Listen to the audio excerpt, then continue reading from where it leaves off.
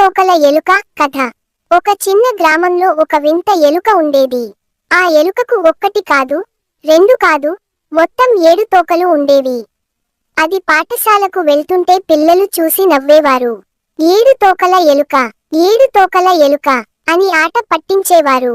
అది బాధతో ఇంటికి వెళ్లి అమ్మను అడిగింది. అమ్మా, అందరూ నన్ను ఎందుకు నవ్వుకుంటున్నారు?